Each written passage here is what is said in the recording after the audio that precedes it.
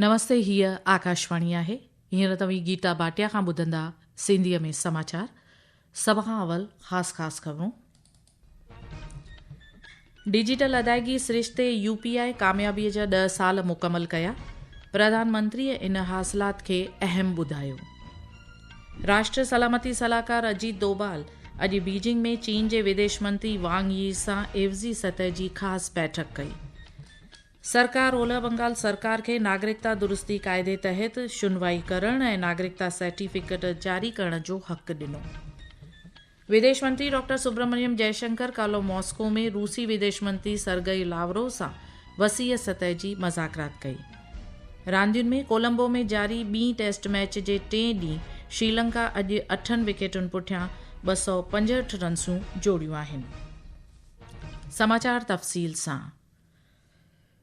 Unified payment interface UPI digital अदायगीअ वारे खिते में बदिलाव आणींदे कामयाबीअ जा 10 साल मुकमल कया आहिनि। अॼोके ॾींहुं साल 2016 में UPI जी शुरूआति थी। डिजिटल अदायगीअ जे इन सिरिश्ते खे आलमी सतह ते मञता हासिल आहे। ख़बरुनि मुताबिक़ हिन वक़्तु 11 मुल्कनि में UPI ज़रिए अदायगी जारी आहे। इन ॾिस में अचो त ॿुधूं असांजे नुमाइंदे जी इहा रिपोर्ट। महज 10 वर्षों में UPI ने भारत में डिजिटल भुगतान के तरीकों को पूरी तरह से बदल दिया है। UPI की बड़े पैमाने पर तेज और भरोसेमंद सेवा को पूरी दुनिया में सराहा गया है, जिसके कारण आज UPI प्रणाली को 11 देशों ने अपनाया है। इनमें France, Singapore, UAE, Sri Lanka, Bhutan और मॉरिशस जैसे देश शामिल हैं। आज दुनिया में होने वाले हर 2 रियल टाइम डिजिटल भुगतान लेन देन में से लगभग 1 भारत में होता है। दुनिया भर में होने वाले डिजिटल भुगतान लेन देन में UPI की हिस्सेदारी लगभग 49% है। दीपेंद्र कुमार, आकाशवाणी समाचार, दिल्ली। UPI जा 10 साल मुकमल थियण ते प्रधानमंत्री नरेंद्र मोदी बेहद ख़ुशी इज़ारी ऐं चयो त इन डिजिटल क्रांतीअ ते हर भारतीय खे फ़ख्रु हुअणु घुर्जे। Shri Modi social media post में चयो त 10 साल अॻु UPI जी शुरूआति थी ऐं हाणे इहो भारत जे डिजिटल अदायगी सिरिश्ते में कामयाब फ़ैसिले तौरु साबित थियो आहे। UPI ज़रिए डिजिटल अदायगी सिरिश्ते गोवा जे मारगांव न्यू मार्केट जे नंढनि वापारियुनि ऐं ग्राहकनि खे घणी सहूलियत फराहम कराई आहे। UPI सबबि खुला पैसनि यानी लूज़ चेंज जी खोट जो मसइलो बि हल थियो आहे। डिजिटल अदायगीअ में आयल तब्दीलीअ बाबति मारगांव मार्केट जे वॾेरे गोपाल नायक ॿुधायो त लॻभॻि 90% दुकानदार ऐं विकिरो कंदड़ हाणे रोज़ाने वहिंवार में UPI पसंदि कनि था। राष्ट्र सलामती सलाहकार अजीत डोभाल अॼु बीजिंग में चीन जे विदेश मंत्री वांग यी सां एवज़ी सतह जी ख़ासि बैठक कई। ईंदड़ महीने यानी 12 ऐं 13 सेप्टेम्बर ते चीन जे राष्ट्रपति शी जिनपिंग जे ब्रिक्स इजलास में शिरकत करण खां अॻु ॿिन्ही अॻवाननि विच में इहा बैठक वधीक अहम मञी पई वञे। श्री डोभाल ऐं चीन जो विदेश मंत्री श्री वांग यी सरहदी मसइले ते ॻाल्हि ॿोल वास्ते ख़ासि मुक़ररु एवज़ी आहिनि। परॾेही मामलनि वारे मंत्री डॉक्टर सुब्रमण्यम जयशंकर गुज़िरियल राति मॉस्को में पंहिंजे रूसी हम मनसब सर्गई लावरोव सां वसीअ सतह ते ॻाल्हि ॿोल कई। सोशल मीडिया पोस्ट में डॉक्टर जयशंकर ॿुधायो त ॿिन्ही अॻवाननि ॿितरफ़ी सहकार, इलाक़ाई छिकताइण वारनि मामलनि ऐं आलमी मामलनि ते गुफ़्तगू कई। ख़बरूं एजेंसी टास जे अहवाल मुताबिक़ डॉक्टर जयशंकर ऐं श्री लावरोव विच में यूक्रेन, ईरान ऐं अफ़गानिस्तान जे मौजूदा सूरत हाल बाबति पिणु ॻाल्हि ॿोल कई वई। रक्षा मंत्री राजनाथ सिंह रक्षा खोजना ऐं विकास संगठन DRDO पारां तयारु कयल सभिनी रिवायती मिसाइल सिरिश्तनि जी तकनीकुनि खे मुल्क में उत्पादन वास्ते भारतीय रक्षा उद्योग खे ट्रांसफर करण जी मंज़ूरी ॾिनी आहे। इन ॾिस में असांजे नुमाइंदे वधीक ॿुधायो आहे। तकनीक का हस्तांतरण एक महत्वपूर्ण कदम है, जिससे देश की कंपनियों को ज्यादा भागीदारी का मौका मिलेगा। इससे वे जरूरी योग्यता, प्रमाण पत्र और सरकारी नियमों का पालन करते हुए देश में ही इस तकनीक से रक्षा क्षेत्र से जुड़े उपकरणों का उत्पादन कर सकेंगे। इससे मिसाइल प्रणाली के विकास के बाद उसे बड़े स्तर पर औद्योगिक उत्पादन में लाना आसान होगा। यह भारतीय उद्योग की क्षमता का उपयोग करके उन्नत रक्षा प्रणालियों के विकास और निर्माण को बढ़ावा देने के DRDO के प्रयासों का दर्शाता है। इसका मुख्य उद्देश्य देश में रक्षा उपकरण तैयार करने की क्षमता को बढ़ाना, रक्षा उद्योग को मजबूत करना और भारतीय MSME कंपनियों तथा अन्य तकनीकी भागीदारों को इस उत्पादन श्रृंखला में शामिल करना है। दीपेंद्र कुमार के साथ अमन यादव, आकाशवाणी समाचार, दिल्ली। आकाशवाणी तां सिंधी समाचार असांजे YouTube channel air news Gujarat ते बि ॿुधी सघो था।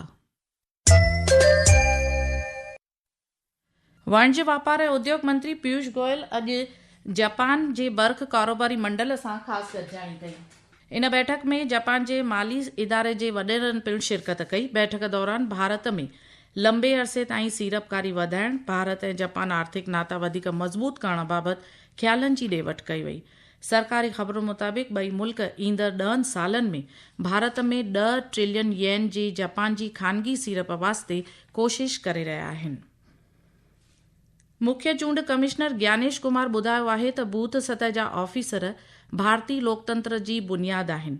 उत्तर प्रदेश में 2 ॾींहनि जे दौरे ते आयल मुख्य चूंड कमिश्नर ज्ञानेश कुमार अॼु लखनऊ में हिकु ख़ासि कार्यक्रम में हिस्सो वरितो। इन कार्यक्रम में बूथ सतह जा लॻभॻि 500 ऑफिसर शामिल थिया।